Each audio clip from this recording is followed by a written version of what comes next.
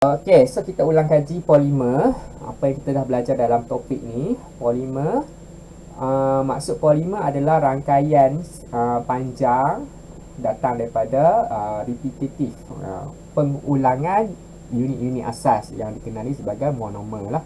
Okey, so pengelasan polimer ada 3: polimer termoplastik, polimer termoset dan polimer elastomer. Okey, tindak balas perpolimeran untuk menghasilkan polimer ada 2: penambahan dan kondensasi. Penambahan tu datang daripada alkena, kondensasi datang daripada 2 kumpulan berfungsi yang berbeza, tak semestinya alkena lah. Contohnya alkohol dengan asid karboksilik, ataupun macam tadi nak menghasilkan nylon tu kita guna amin dengan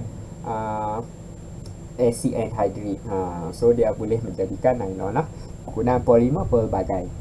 Okey, getah asli. Getah asli adalah polimer semula jadi. So getah asli, formula dan struktur monomer dia adalah isoprena. Nama dia adalah polyisoprena. Sifatnya kenyal dan lembut. Kegunaan dia pelbagai. Okey, penggumpalan latex. Okey, so latex, proses penggumpalan dia datang daripada asid H+, ion H+ meneutralkan ion bercas negatif pada permukaan membran. So apabila dineutralkan, membran-membran akan berlanggar antara satu sama lain dan pecah. So molekul getah di dalam membran itu dapat bercantum menjadi polimer dan latex pun menggumpal. So untuk menghalang penggumpalan latex, kita perlu tambah alkali lah, supaya alkali itu dapat meneutralkan asid yang dibebaskan dihasilkan oleh bakteria. Maka zarah-zarah getah akan kekal menjauhi antara satu sama lain, akan menolak antara satu sama lain. Okey, pemvulkanan getah. Proses pemvulkanan adalah untuk mengeraskan getah tu melalui penghasilan rangkai silang. So rangkai silang ada rangkai silang sulfur dan pelbagai lagi jenis lah. So contoh yang kita akan tumpukan kat sini adalah rangkai silang sulfur. So pemvulkanan alternatif kita boleh guna peroksida, kita boleh guna logam oksida dan sinaran. Sifat getah terbuka lebih kenyal, keras, kuat, tahan haba dan tahan pengoksidaan.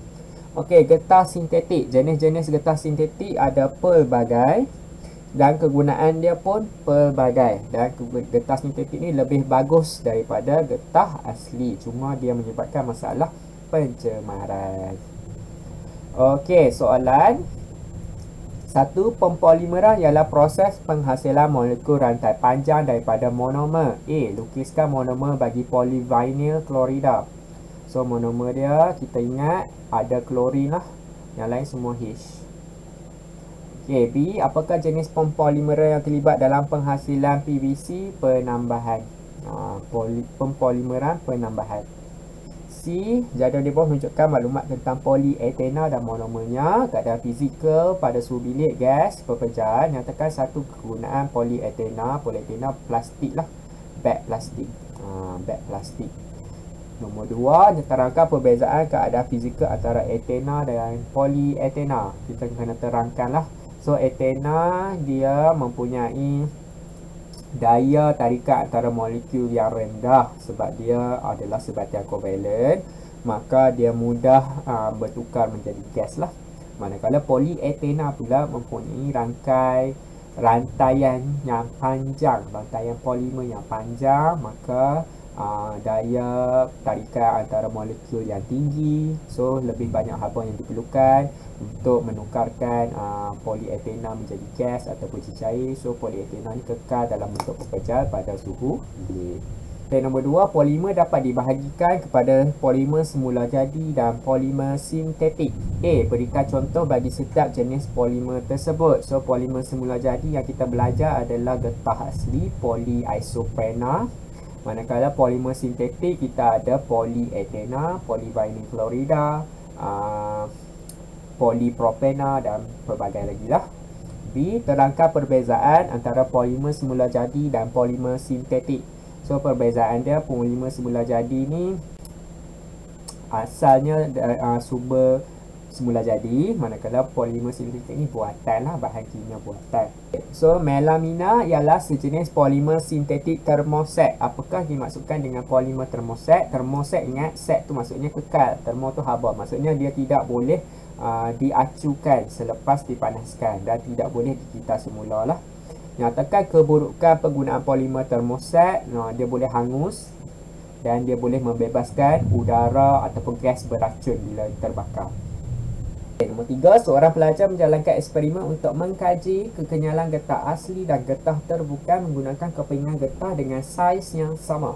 Raja 1 menunjukkan pemerhatian yang diperoleh daripada eksperimen tersebut. A. Berdasarkan pemerhatian, kepingan yang manakah yang merupakan kepingan getah asli? Terangkan jawapan anda. So of course lah, yang paling panjang banyak tu kita katakan dia adalah getah asli. So jalur getah M ni adalah getah asli lah, sebab dia tidak kuat kan. So kalau kita guna pembarat ni maksudnya dia cepat panjang. Okey, terangkan jawapan anda sebab dia kurang kenyal. Dia kurang kenyal ataupun kurang kuat. B. Kepingan yang manakah yang akan terputus terlebih dahulu sekiranya jisim pemberat terus ditambah? Mestilah M, kerana getah asli tidak kuat.